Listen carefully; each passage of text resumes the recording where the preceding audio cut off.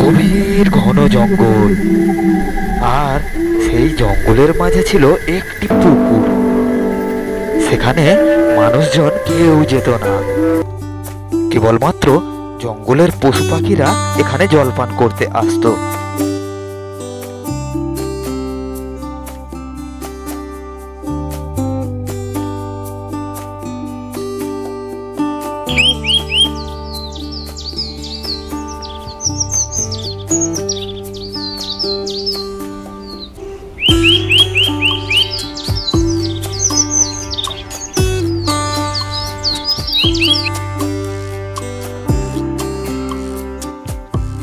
একদিন একটি তৃষ্ণার্ত গরু ওই পুকুর এলো জলপান করবার জন্য।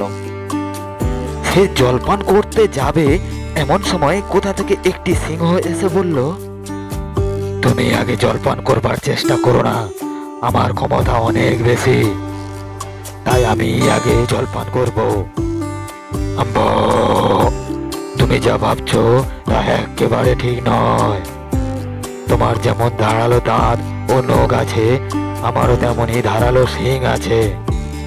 আমার শিং দুটি তরবারির মতো ধারালো, যা দিয়ে তোমার পেট আমি এফোর ওফোর করে ফুটো করে দিতে পারি। তারা রাগে আরো কাছাকাছি এগিয়ে গেল। সিংহ গর্জন করে বলতে থাকলো, তুমি কি জানো আমি এই জঙ্গলের রাজা? সবাই আমাকে সম্মান করে, আমার কথায় ওঠে বসে, আর তোমার এত বড় স্পর্ধা, তুমি আমাকে অপমান করছো। সম্মান পেতে হলে আগে অন্যকে সম্মান করতে হয়।